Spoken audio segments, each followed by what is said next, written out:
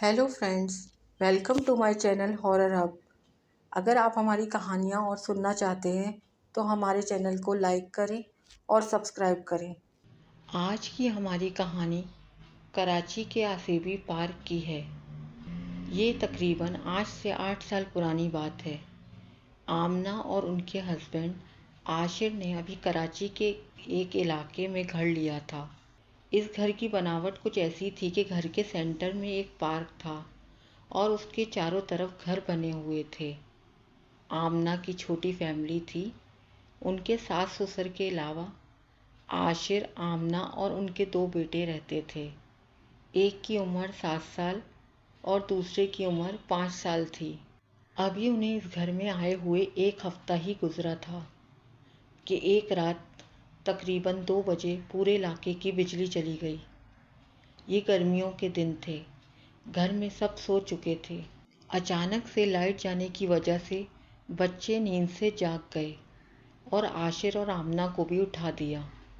अब दोनों बच्चों ने गर्मी गर्मी का रोना शुरू कर दिया और फिर कुछ देर बाद कहने लगे कि हमें बाहर पार्क ले चलें, हम वहाँ झूला झूलेंगे जब तक लाइट भी आ जाएगी।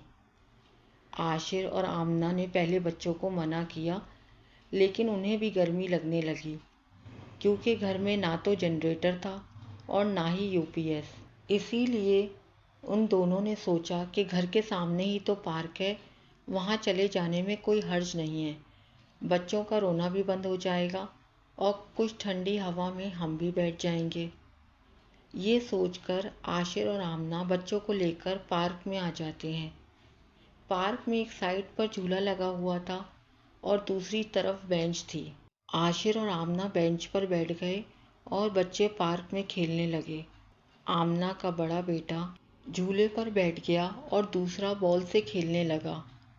इतने में अचानक से पार्क में बहुत बच्चों का शोर सा सुनाई देने लगा और फिर कुछ ही देर में वहाँ पर आमना के बड़े बेटे की उम्र और कद काट के 5 से 6 बच्चे पार्क में दाखिल हो गए और उनके साथ एक औरत भी थी।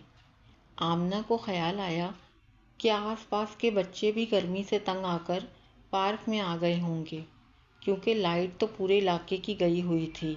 उन बच्चों ने पार्क में आते ही आमना के बड़े बेटे को झूले से हटा दिया।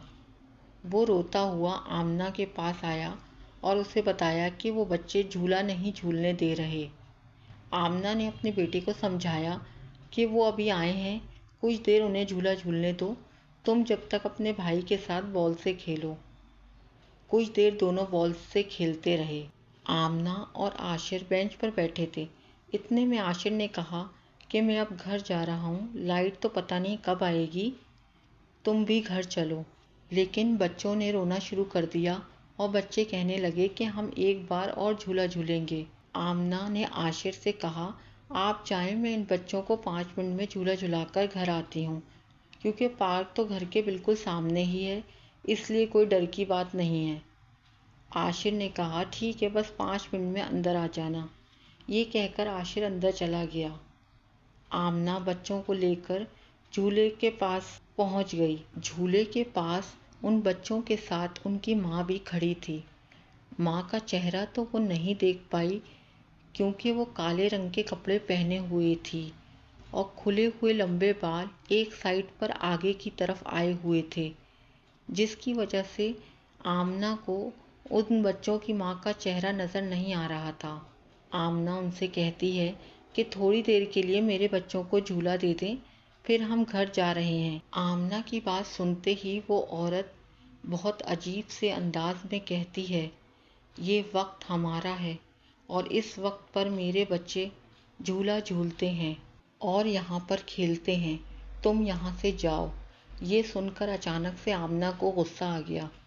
वो कहने लगी, मैं तो आपसे आराम से बात कर रही हूँ और सिर्फ इतना कह रही हूँ कि सिर्फ 5 मिनट के लिए झूला दे दें।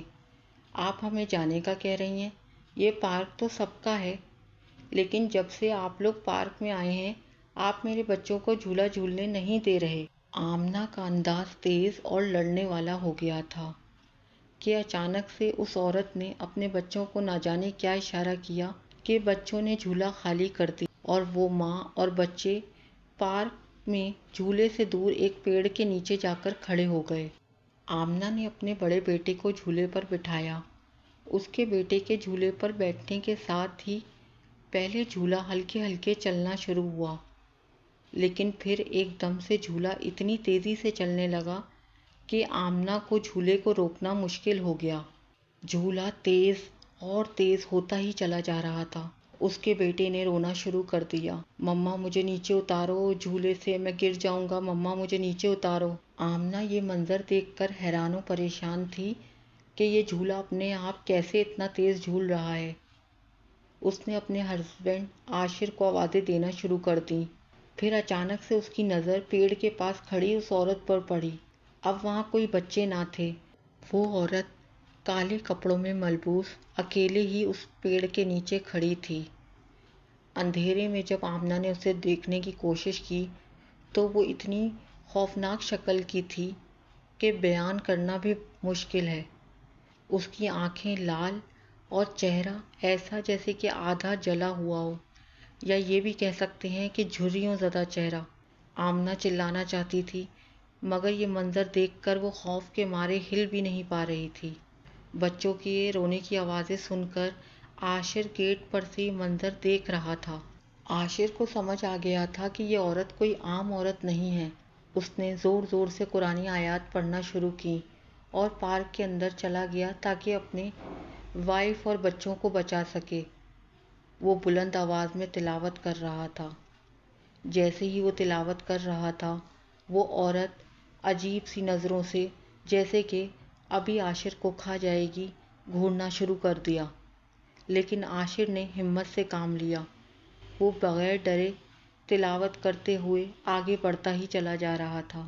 عاشر جیسے جیسے تلاوت کر رہا تھا اور پارک کے اندر جا رہا تھا، اسی لمحے جھولے کی رفتار بھی کم ہوتی جا رہی تھی۔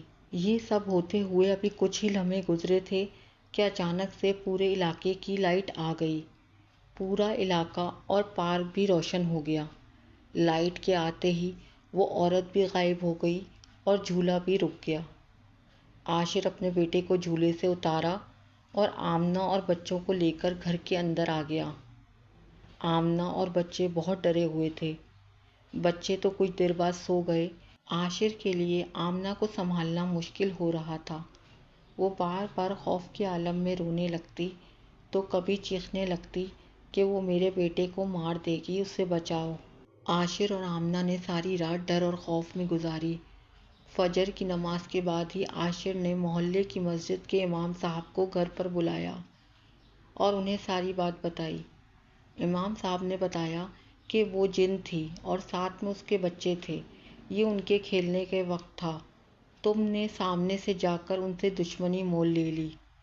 اب 7 دن تک تم میں سے کوئی بھی مغرب کے بعد گھر سے نہ نکلے۔